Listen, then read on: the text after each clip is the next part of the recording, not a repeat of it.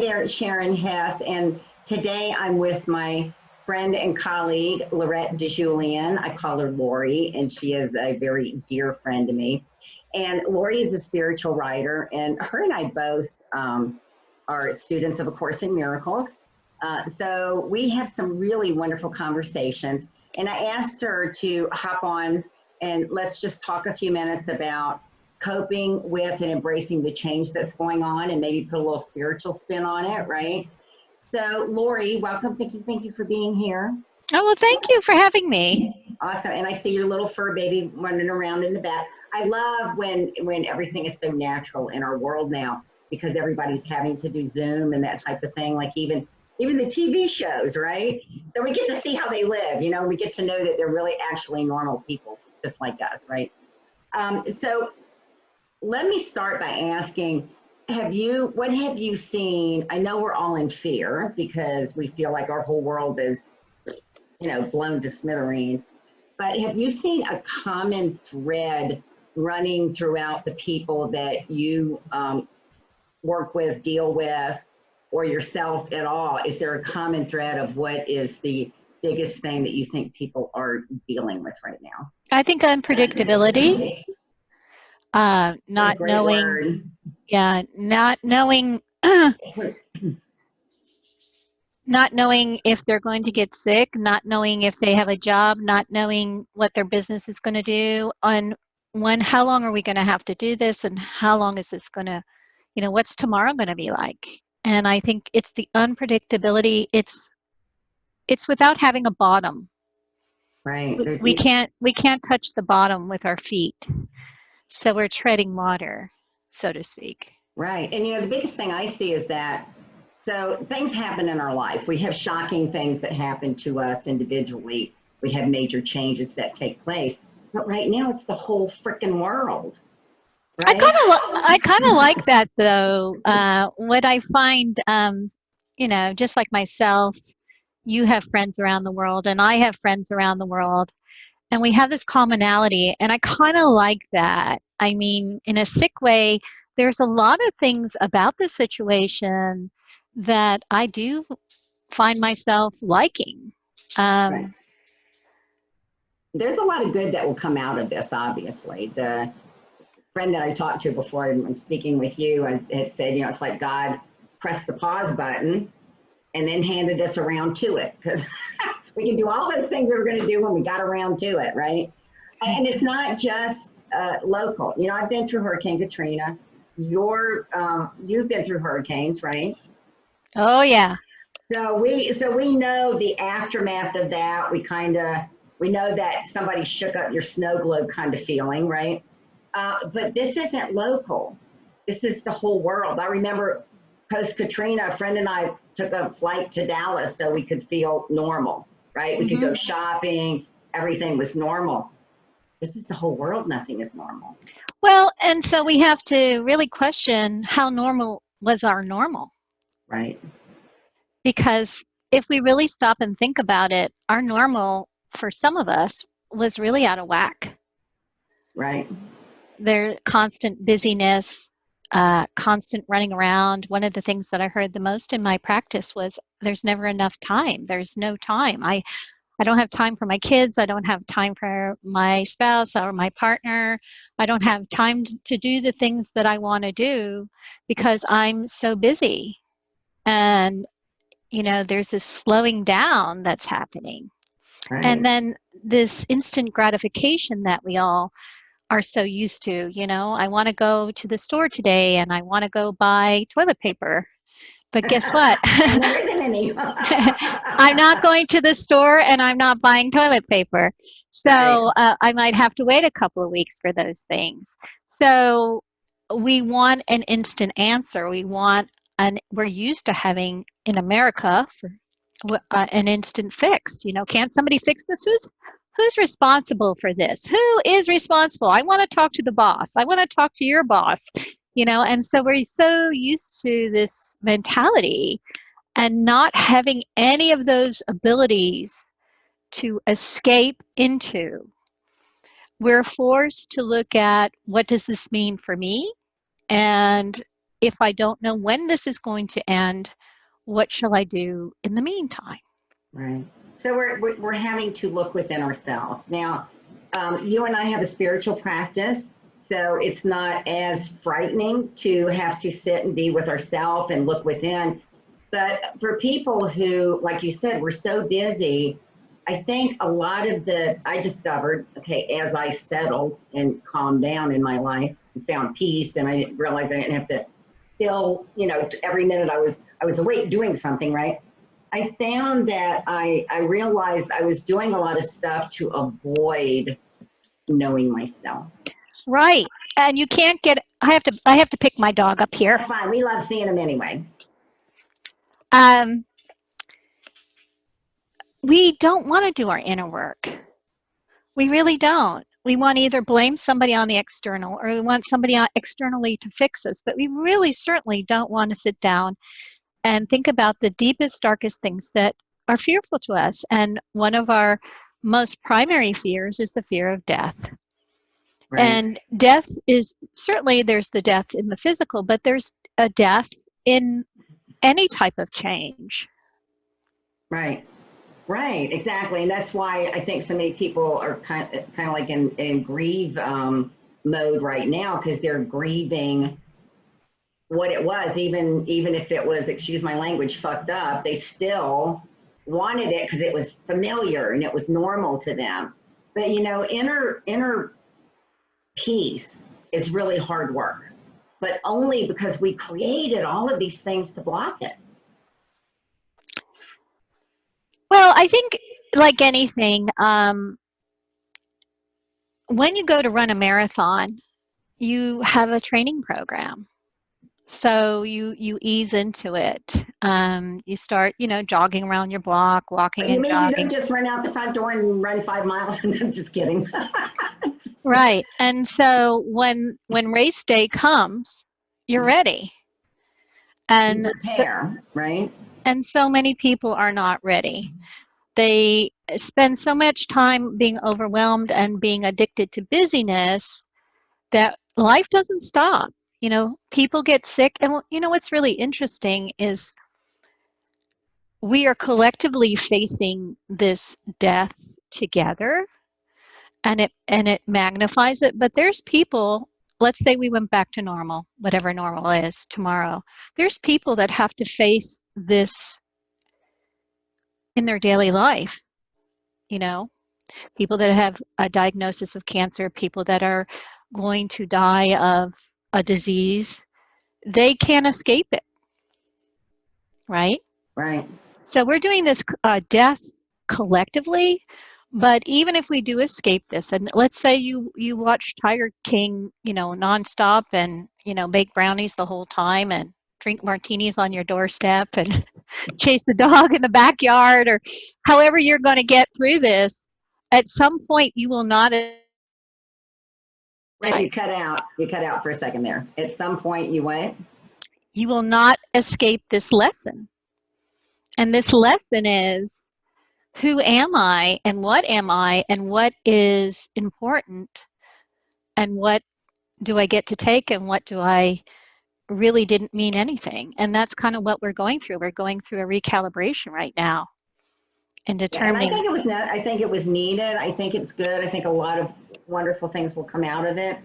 I think a lot of people will struggle through it because maybe they coveted something that won't, come back. But what's really important is what is inside of you, because it's never about the outside world. It's always what you see in the outside world is because of what you have on your inside world, right? Yeah. And I do want to say there are varying degrees that we are experiencing this in the United States. I mean, New York definitely is ground zero for this. It's an epicenter. So those people are really, really faced with an oppressing kind of situation, as opposed to maybe the Midwest or a small town in Iowa right now that, doesn't feel this. So even though we're collectively talking about it, there are still people. there's different still levels levels. that we're experiencing it, right? And then there's people that will have it actually in their own life. God forbid you have a spouse or a child or somebody in your life, a partner that has it and you're living with it, or you know somebody that's in the hospital with it. So even though we're being called to collectively look at this, we are still having our own unique experience, which is everything, you know? Right. Everything we have is a unique experience. So what would you recommend for someone who's just struggling with how am I supposed to even look at this? Well, you know, one thing that I really encourage my students is not to think about things, you know, mental concepts. How do I think my way out of this? How do I wrap my mind around this? Right. I really discourage them from going to that because your mind is not going to help you solve it. I would say my first thing is, what am I really feeling? That would be And my allow yourself to feel it. yeah. And most people don't want to Good. do that. Most people do not want to feel what they're feeling, and they certainly do not want to go underneath the feeling and see what's underneath there. And if you were just to do that, you would have a massive spiritual awakening. If you Right. were just to sit with the feeling and lift up the feeling to see what's underneath there, that would start a domino effect in your life that, you know, somebody asked me today, do you think collectively, once this is over, we'll be changed forever? And I see it a lot like I have people that come to me that have cancer. Right.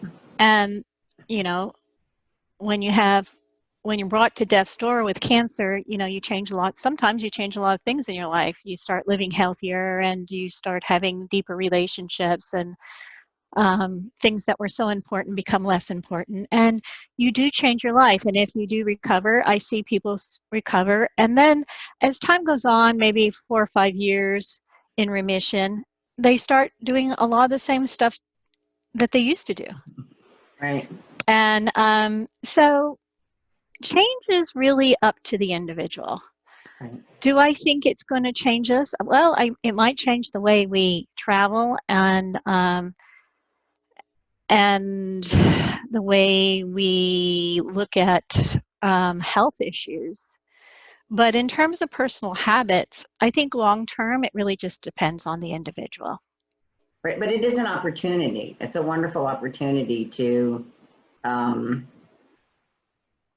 think a lot of people have more time now to look at things. Well, you know, that's interesting too, because there's a lot of people working from home, and their kids are home, and they're cooking, and they're working from home. So what I'm hearing a lot is I have less time now than I had before. Even without the commuting?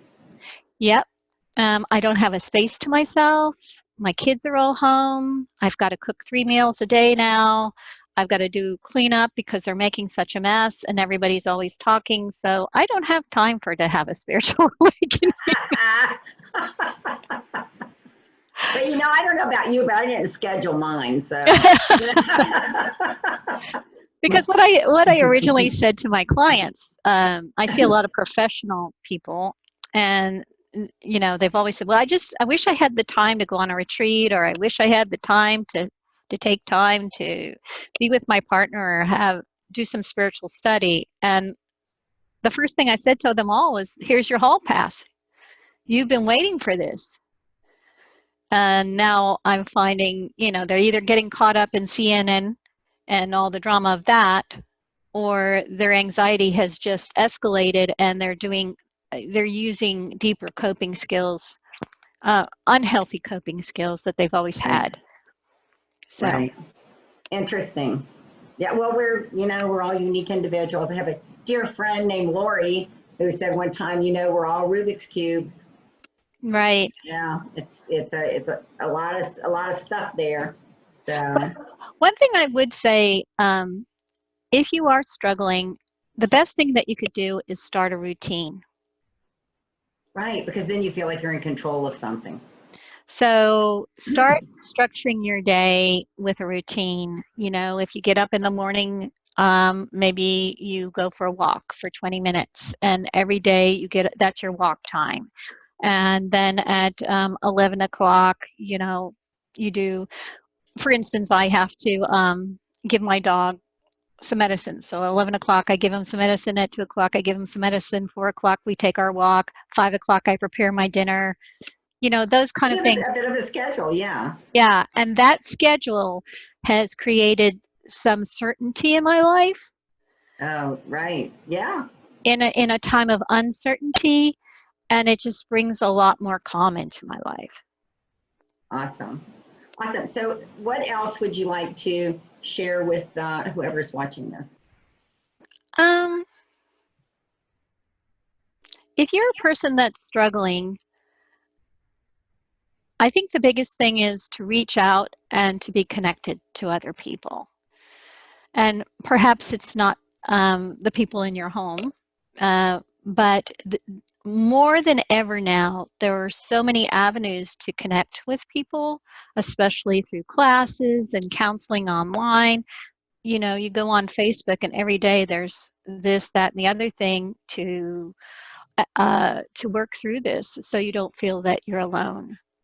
Right. And also, I will say on that end, also, if you know someone who's alone and doesn't have a support system, reach out, connect with them. Yeah, and that's another thing. Part of my routine is there's somebody in my neighborhood that's elderly and she can't get out. And so I've made her part of my routine. Every 2 weeks, I go over there and leave something for her, and I give her a call and check in. And that has brought it has brought some service value to me, and also loving somebody, and them being appreciative. That also has a great feeling associated with it too. Awesome. You know, I think it's human nature that we do all have deep within us the desire and the need to give to others. And lastly, and I'm sure if any of my students watch this, they'll say, well, she just had to say that. She just had to, she just had to say that. Is if you don't have a spiritual practice, I encourage you to get one. I absolutely agree with that. And I was going to say before we went to say, you know, it's interesting. A lot of times people will only turn to God when they have no alternative. But here's the deal with that. So I kind of say it's a lot like having Christmas lights. So you get a spiritual practice and it's really great, and you have this wonderful experience and you feel so happy and peaceful. And it's kind of like being a child, first seeing your first set of Christmas lights that you can intellectualize. And then Christmas is over and life goes on, and you put your Christmas lights up in the attic where you can't find them anymore. And guess what? You can't find them when you need them. Or they're all tangled. Right. You got to untangle them. And so, you know, so then you're in a crisis. Right. And what people say to me is I've gone backwards, or I've lost touch with my spiritual practice. I'm saying, no, you still have the same spirituality. You've just stored it away. And so it's going to be a little bit more work to, you know, dust it off and take it out.